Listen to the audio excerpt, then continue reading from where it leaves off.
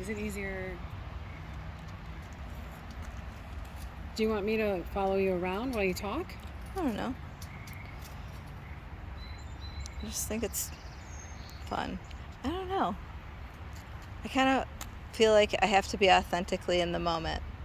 So I am. This is good. This is perfect. The reason I ask is because if you want to focus on talking and I can just hold it for you, is what I'm saying. All I was saying is that it was super, super fun. You know it.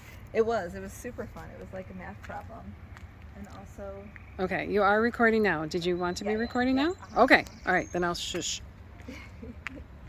It's like a math problem, and you have to weave these copper wires around the poles because they're already in the ground. And I was saying it would be a good math lesson for kids who are in like 6th grade because it's geometry, and also you're learning about electromagnetic energy, just like cool stuff. And you don't have to over explain stuff, you just do it, and then while they're doing it, they're creating the forms inside of themselves, and they're also getting electromagnetic energy out of the air while they're touching and twisting the coils, you know? And then they're also making shapes, and like figuring out how to weave it on there is really a fun process that you go through, I think, anyway, because you can tell that it can be done, but you're not exactly sure how to do it, and so you just keep on trying to do it, and then suddenly it's like you got the key. You open the door, and then it's super fun. But yeah, I stuff like this is really cool to do with kids, but without over explaining it. You just have to have fun and be in the moment. For those that don't know, do you want to explain the significance of the pyramid? Well, it's a perfectly balanced shape. It's perfectly balanced square and triangles. I don't know, I mean, it's hard to explain the significance of a triangle, I guess. Well, you can think of it as like the mother and the father and the child. That's a triangle. There's lots of triangles. They're the basis of like the wholeness, the unity. And they also are the duality too, because the mother and the father are masculine and feminine energies.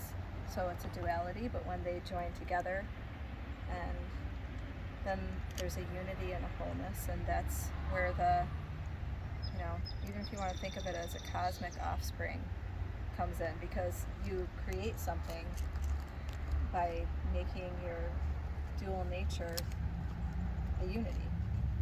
So,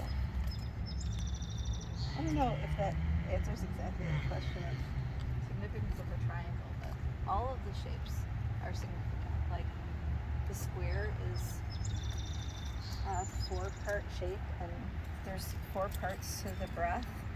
The in-breath, and then while your breath is inside of you, that part of your breath before it comes out, and then the out-breath, and then your breath when it's outside of you. That's your breath when it's outside of you before you breathe back in. That's the summer. And then when you breathe it back in, that's the fall. The earth breathes the same way. And so all the leaves come down and back into the earth, and all the animals go down into their burrows, and all the seeds are down underneath the ground. And then the breath that's after you breathe in, that's winter, when it's just inside of you. That's when everything's asleep and it's cold, and all the animals are just like huddled down in their nests, and it's like the only light is the light within, you know, that's the winter. It's like the breath is within, so the light is within. And then when you breathe it back out, that's the spring. Everything's coming up out of the ground, that's the earth's out breath. So that's a 4-part significance of the square.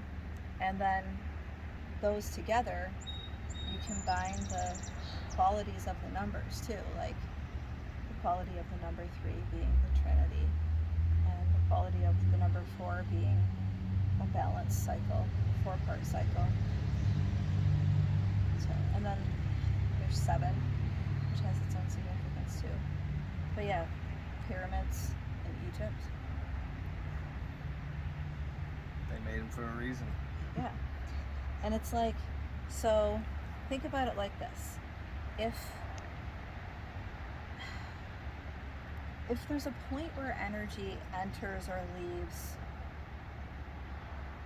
then you could think of it as this point on the pyramid. Also, you can think of it as the bottom part. So if there's energy coming down from above, it can go into the top of these wires and then be conducted down them, okay? So the energy makes a shape while it's traveling, and then all of that goes into the soil. So we're talking about the awareness of human beings to like figure out how to turn copper into pipes and wires that we can bend out here. And it also conducts electricity. Like everybody uses electricity. So this is a significant metal. And then the raindrops fall in a vortex.